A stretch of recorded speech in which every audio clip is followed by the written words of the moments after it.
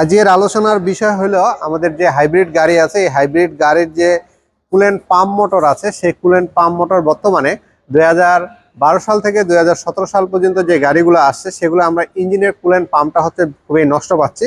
প্রতিদিন আমাদের একটা দুইটা গাড়ি থাকতেছে যেটার হচ্ছে এরকম হচ্ছে ইঞ্জিনের কুলেন্ট পাম্প মোটর আছে, এই পাম্প মোটরটা নষ্ট হয়ে যাচ্ছে।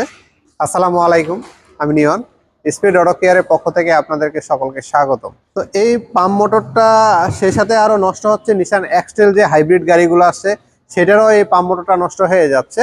তো এই পাম্প মোটরগুলো নষ্ট হওয়ার কিছু কারণ আমরা খুঁজে পাইছি, যেগুলো তো বিশেষ করে নষ্ট হচ্ছে সেগুলো যদি আমরা বলতে যাই, আমাদের যে কুলেন্ট পানিটা আছে, আমরা যে কুলেন্ট পানিটা ঢালি রেডিয়েটরে, যে আপনার যে এই জায়গায় স্পার ট্যাঙ্কি এবং রেডিয়েটর আছে, হাইব্রিড যে কনভার্টারটা আছে, এই কনভার্টারটার যে আপনার হচ্ছে কুলেন্ট করার জন্য একটা পানির ব্যবহার করা হয়, এটা হলো হাইব্রিড কুলেন্ট পানি যেটা বলি, কিংবা হাইব্রিড কনভার্টার কুলেন্ট পানি হচ্ছে আমরা এটাতে ইউজ করি। আর সেই সাথে হচ্ছে এখানে হচ্ছে ইঞ্জিনের পানিটা ইউজ করা হয়, যেটা রেডিয়েটরে আমরা ঢালি, রেডিয়েটর ক্যাপ এখানে, আর এখানে একটা স্পার ট্যাঙ্কি দেওয়া থাকে।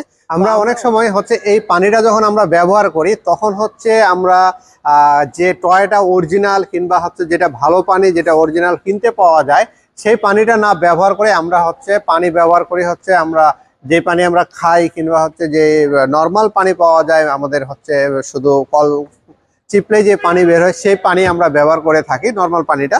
তো সেই নর্মাল পানিটা যখন আমরা ব্যবহার করি, যে গাড়িগুলোতে আমরা নর্মাল পানি ব্যবহার করতে, সেই গাড়িগুলোতে কিন্তু আমরা এই ইস্যুগুলো বেশি পাচ্ছি, যে আপনার হচ্ছে বা মোটরটা নষ্ট হয়ে যাচ্ছে বিশেষ করে।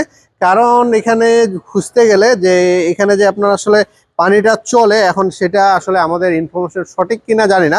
একটা তো টাইম আছে যে এটা নষ্ট হয়ে যাচ্ছে, সেই সাথে হচ্ছে যখন নর্মাল পানিগুলো দিচ্ছি তখন কিন্তু আপনার বেশি মোটরগুলো নষ্ট, সেটা কি ফ্রি হয়ে যাওয়ার কারণে নাকি গাড়ির হিটের পরিমাণটা বেশি হচ্ছে, সেই কারণে সেটা কিন্তু বলা মুশকিল হয়ে যাচ্ছে। আর সেই সাথে এখানে রোটার থাকে, ইলেকট্রিক জিনিস, রোটার থাকার কারণে আপনার নষ্ট হবে, এটাই স্বাভাবিক। এই নর্মাল পানি ব্যবহার করলে হচ্ছে যেহেতু মোটর কাটে যাচ্ছে, তো আপনারা চেষ্টা করবেন সবসময় যে অরিজিনাল যে পানিটা আছে সেই পানিটা ব্যবহার করার চেষ্টা করবেন। সেই সাথে এগুলো হচ্ছে মার্কেটে 3 রকম পাওয়া যায়, চাইনিজ পাওয়া যায়, ব্র্যান্ড নিউ জাপান পাওয়া যায়, আর রিকন্ডিশন পাওয়া যায়। তো আমরা সবসময় চাইনিজটা একটু অ্যাভয়েড করার চেষ্টা করি, আমরা ব্র্যান্ড নিউ জাপান কিংবা রিকন্ডিশন এই দুইটাই সাজেস্ট করে থাকি। আর আমাদের কাছে 3 রকমেরই হচ্ছে পার্টস আমাদের কাছে অ্যাভেলেবেল আছে। আপনাদের যদি কখনো এরকম সমস্যার মধ্যে পড়েন, ওভারহিটের সমস্যার মধ্যে পড়েন, সেক্ষেত্রে আপনারা হচ্ছে এগুলা চেঞ্জ করার জন্য স্পিড অটো কেয়ারের সাথে যোগাযোগ করতে পারেন।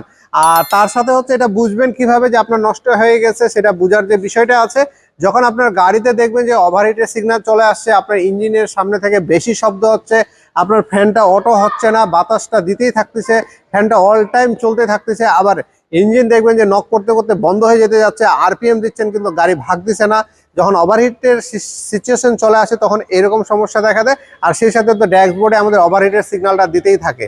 তো এরকম হচ্ছে সিগন্যাল যখন আপনারা পাবেন, তখন আপনারা হচ্ছে দ্রুত একটা ওয়ার্কশপে নিয়ে গিয়ে আপনারা হচ্ছে আগে স্ক্যানিং করবেন। স্ক্যানিং করার পরে ওখানে দেখবেন যে পাম্প, কুলেন্ট পাম্প মোটর হচ্ছে বি লেখা থাকবে একটা, যদি বি লেখা চলে আসে তার মানে বুঝে নেবেন যে আপনার হচ্ছে ইঞ্জিনের ওয়াটার পাম্পটা নষ্ট হয়ে গেছে কুলেন্ট সিস্টেমের। আর যদি এ লেখা থাকে তাহলে আপনার হচ্ছে যে হাইব্রিড কনভার্টারটা আছে, সেই কনভার্টারও একটা কুলেন্ট পাম্প মোটর আছে, সেই পাম্প মোটরটা নষ্ট হয়ে গেছে। তো এ আর বির মধ্যে পার্থক্য কি, এটা আপনাদের হচ্ছে বুঝে নিতে হবে। এ থাকলে হচ্ছে হাইব্রিড সিস্টেমের কুলেন্ট পাম্প মোটর, আর যদি বি লেখা থাকে তাহলে ইঞ্জিন সিস্টেমের কুলেন্ট পাম্প মোটর। এইটুকু বুঝলে আপনারা স্ক্যানিং করে তাহলে আপনারা নিজেরাই বুঝে নিতে পারবেন যে আপনার কোনটা পাম্প মোটর নষ্ট হয়ে গেছে। আর হাইব্রিড গাড়ি আরেকটা বিষয় হলো যে হাইব্রিড গাড়ির ইঞ্জিন কিন্তু ওভারহিটের কারণে কখনো বন্ধ হয়ে যায় না, কিংবা ইঞ্জিন সিজ করে না।